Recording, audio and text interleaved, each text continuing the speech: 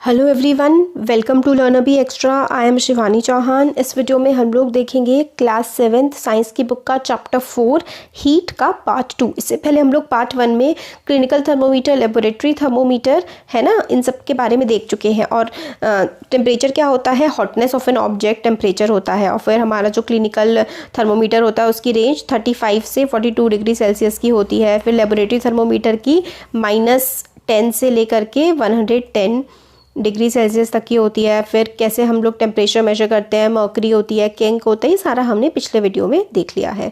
तो लिंक तो मैं सबका प्रोवाइड कर दूंगी कमेंट सेक्शन में। फर्स्ट, सेकंड और थर्ड चैप्टर कंप्लीट है। इसका पहले वाला पार्ट आपको कमेंट सेक्शन में जब आप जाएंगे सबसे ऊपर एक लिंक मिलेगा, उस पर क्लिक करके आप इससे पहले वाले चैप्टर देख सकते हैं। तो अब इस चैप्टर में हम लोग जो है ट्रांसफ़र ऑफ हीट देखेंगे।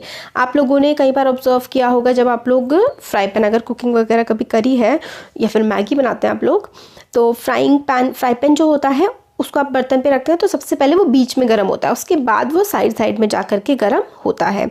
ठीक है, तो पहले तो बीच में गर्म रहता है और इसके कोने कोने ठंडे होते हैं, है ना। तो ये हीट ट्रांसफ़र किस तरीके से होता है, कैसे हीट ट्रांसफ़र किया जाता है, तो ये सारा का सारा हम देखेंगे।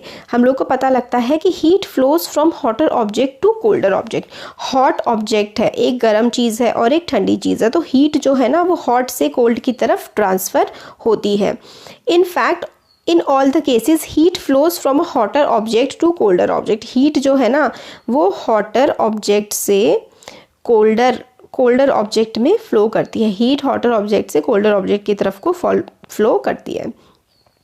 फिर अब इसमें ये जो है ना कि ये 2 ब्रिक्स लीजिए, ईंटें लीजिए, इसके बीच में डंडी रख दीजिए। आप यहाँ पे इस कोने से अगर इसको जलाना शुरू करेंगे ना, इसके पीछे मोमबत्ती रखेंगे, तो ये धीरे धीरे आगे बढ़ता यहाँ तक ये गर्म हो जाएगा। Flow of heat through a metal strip. Metal की स्ट्रिप जो है is a good conductor of heat. अभी हम कंडक्टर्स के बारे में भी देखेंगे। तो अगर आप यहाँ से जलाएंगे तो ये हीट जो है यहाँ तक भी पूरा ये गर्म हो जाएगा। तो एक एंड से दूसरे एंड तक जो है हीट का ट्रांसफ़र होता है। किस प्रोसेस से? इस प्रोसेस को ही हम कंडक्शन कहते हैं। तो the process by which heat is transferred from hotter end to the colder end of an object is known as conduction. तो हॉटर एंड से कोल्डर एंड की तरफ जो हीट का ट्रांसफ़र होता है उसको हम कंडक्शन कहते हैं। This is very important. Process by which heat is transferred from hotter end to the colder end of an object is known as conduction. Very important, याद रखना है। सॉलिड्स में होता है कंडक्शन, ये भी हमें याद रखना है। और हॉट एंड से कोल्ड एंड की तरफ जो हीट का ट्रांसफ़र होता है मेनली सॉलिड्स में, उसको हम लोग कंडक्शन कहते हैं। और मटीरियल जो खुद में से हीट को आराम से पास होने देते हैं उन्हें हम कंडक्टर्स कहते हैं। मटीरियल विच अलाउ,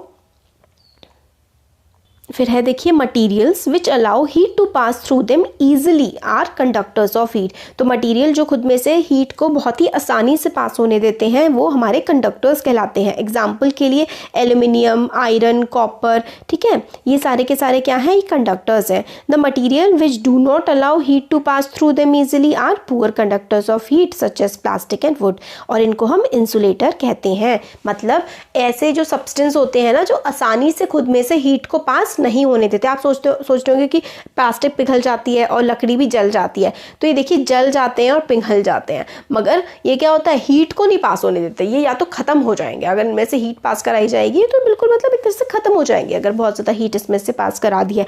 तो इसीलिए इनको हम इंसुलेटर कहते हैं, क्योंकि आसानी से खुद में से हीट को पास नहीं होने देते। Material which do not allow heat to pass through them are poor conductors of heat such as plastic. इसका एग्जाम्पल बहुत इंपॉर्टेंट है।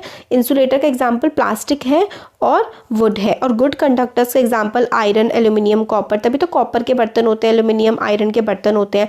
और जब आपका हैंड होता है, फ्राइंग पैन का हैंडल होता है ना, वो हम लोगों का प्लास्टिक का बना होता है बहुत बार, है ना। बहुत बार हमारा वो वुड का बना होता है, क्योंकि ये दोनों होते हैं poor conductor of heat.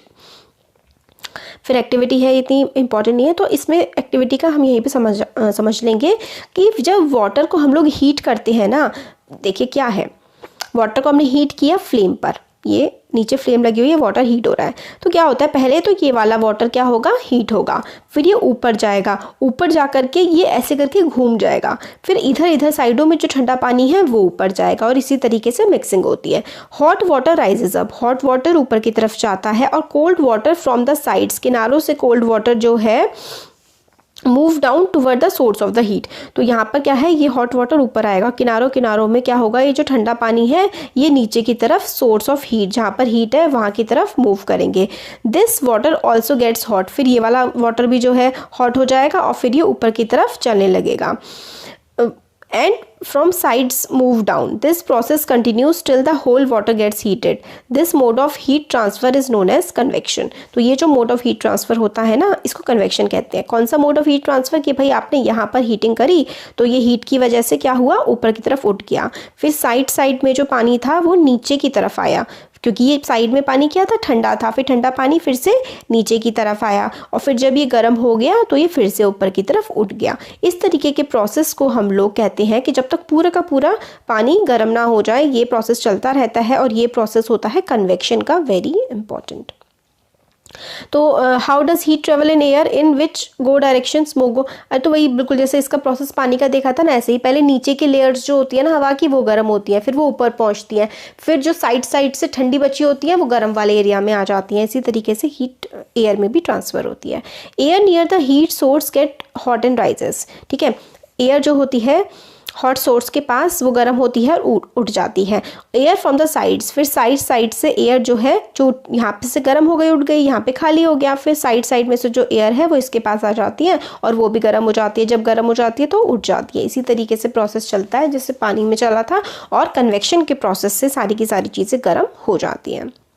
Conduction जो है वो सॉलिड्स में होता है ना, इसमें एक एंड से दूसरे एंड में ट्रैवल करती है हीट। और कन्वेक्शन में क्या होता है, पहले बीच वाला सोर्स हुआ, फिर उसके बाद वो ऊपर उठ गया, फिर साइडों से आई हीट, वो भी साइड से ठंडी चीज़ जो है गर्म होने के लिए आ गई साइडों से, फिर गर्म होके ये भी ऊपर उठ गया, और ऐसे ही प्रोसेस चलता रहता है। इस प्रोसेस को हम लोग कन्वेक्शन कहते हैं।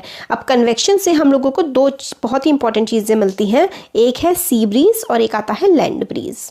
ठीक है, तो ये notice that towards the top the air gets heated by convection. Top पे सबसे जो होता है वो कन्वेक्शन के प्रोसेस से हीट कोई भी चीज़ गर्म होती है। Therefore hand above the flame. अब ये देखिए, आप एक जो है हाथ फ्लेम के मोमबत्ती के ऊपर रखिए तो आपको वहाँ पे बहुत ज़्यादा गर्म फील होगा, फिर पहले बीचों बीच गर्म होगा, फिर धीरे धीरे साइडों में भी गर्म होना फील होता स्टार्ट हो जाएगा। ये भी कन्वेक्शन का ही एक एग्जाम्पल होता है। अब पीपल जो हैं, जो लोग कोस्टल एरियाज़ में रहते हैं, कोस्टल एरियाज़ का मतलब है समुद्र के किनारों पर जो लोग रहते हैं ना, वो एक अलग सा ही इंटरेस्टिंग सा फिनोमिना एक्सपीरियंस करते हैं दिन के टाइम में।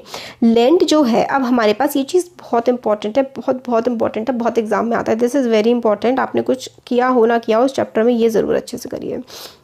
दिन के टाइम में क्या होता है कि लैंड जो है वो पानी से ज़्यादा, देखिए क्या है ना, कोस्टल एरियाज़ का मतलब है यहाँ पर ओशन है एक तरफ, और फिर इधर क्या है, लोगों के घर है, हाउसेस हैं, घर बने हुए हैं बीचेस पे। तो इसमें क्या होता है, दिन के टाइम जो लैंड है ना वो हीट होता है, gets heated faster than water. मतलब ज़मीन ना पानी के कंपैरिजन में जल्दी गर्म हो जाती है दिन के टाइम में। और अब कोई चीज़ गर्म हो गई, अभी हमने देखा था कि कोई चीज़ जब गर्म हो जाती है, स्पेशली हीट हो या वाटर हो, अगर वो गर्म हो जाता है तो वो ऊपर की तरफ उठना शुरू कर देता है।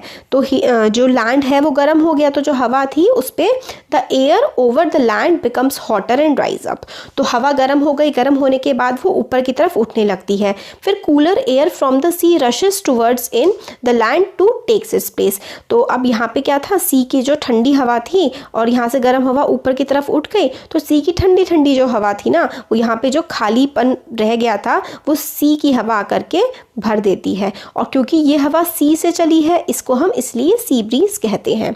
तो the cooler air from the sea rushes in towards the land to takes its place. ठीक है, the warm air from the land moves towards the sea to complete the cycle. This is known as sea breeze. तो यही है कि यहाँ पे land था, ये लैंड था और ये था सी।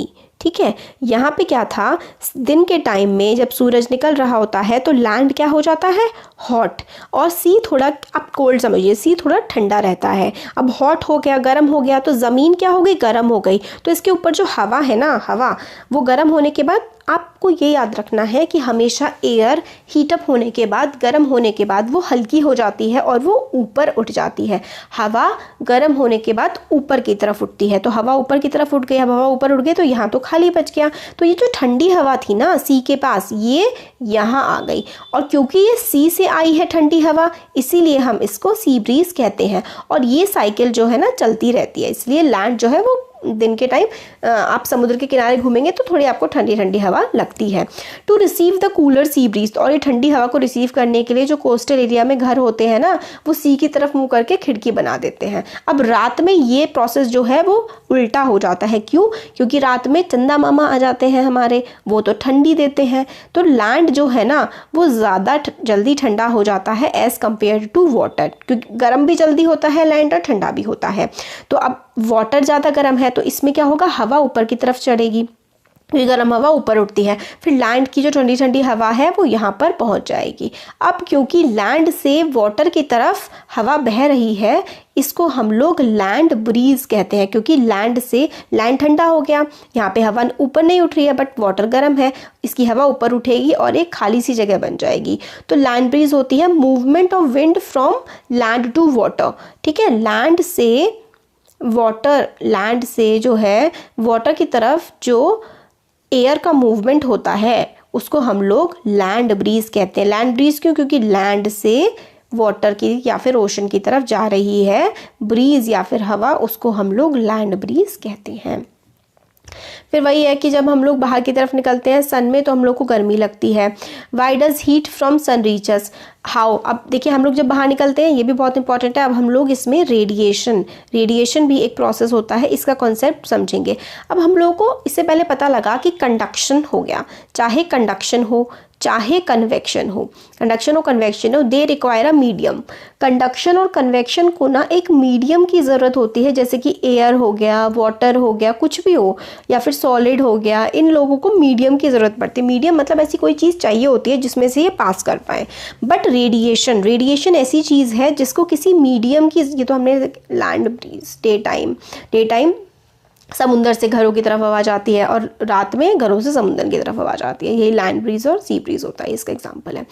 तो सन से जो हीट रेज आ रही होती है ना, वो पता क्या होता है, हमें लग रहा है कि यहाँ पे हमारे आसपास तो हवा है, बट अर्थ के ऊपर जो एटमॉस्फेयर है, ऊपर जाते सन के पास ना स्पेस में कोई भी हवा नहीं है, no air in the space में हवा नहीं है, बट हम लोगों के पास सूरज की रोशनी पहुंच रही है, तो इस प्रोसेस को हम रेडिएशन कहते हैं।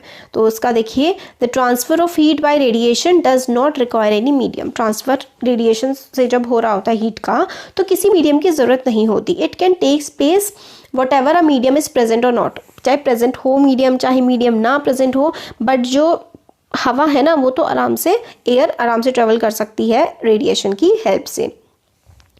तो यही बहुत सारे प्रोसेस हैं। जब हम लोग हीटर के सामने बैठे होते हैं तो हम लोग को हीट आ रही होती है, और गर्म यूटेंसिल जो है kept away from flame cools down, मतलब जो अगर बर्तन है वो हम लोग गैस से हटा देते हैं तो वो ठंडा हो जाता है। कैसे ठंडा होता है? वो जो अपनी जो हीट होती है ना, बर्तन की जो हीट होती है वो एटमॉस्फेयर में ट्रांसफ़र कर देता है। ठीक है, बर्तन के अंदर जो खुद की हीट है ना वो एटमॉस्फेयर में ट्रांसफ़र कर देता है, और ये प्रोसेस क्या होता है? It is an example of radiation के प्रोसेस से ही बर्तन अपनी हीट को हवा में अपने आसपास ट्रांसफ़र कर देता है। सारी की सारी हॉट बॉडीज़ जो है ना वो हीट रेडिएट करती हैं, जितनी भी गर्म बॉडी हैं वो हीट रेडिएट करती हैं, अपनी हीट निकाल करके वो एटमॉस्फेयर में फैला देती हैं।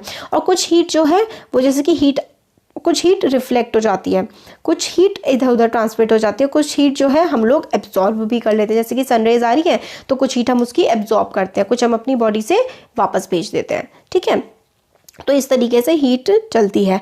अब kinds of clothes we wear in summer, ये तो बहुत सिंपल है। समर के टाइम में हम लोग कॉटन के क्लोथ्स क्यों पहनते हैं? क्योंकि कॉटन जो है वो हीट को एब्जॉर्ब नहीं करता है, कॉटन। और हम लोग समर में क्या करते हैं, समर के टाइम में हम लोग डार्क कलर क्लोथ्स नहीं पहनते हैं। डार्क कलर क्लोथ्स जो हैं वो ज़्यादा हीट को एब्जॉर्ब करते हैं। जो गहरे रंग के कपड़े होते हैं जैसे black, dark brown, dark purple, है ना, ये सारे के सारे जो होते हैं ना, डार्क सरफेस जो होता है वो absorb more heat and therefore we feel comfortable with dark colour clothes in winter.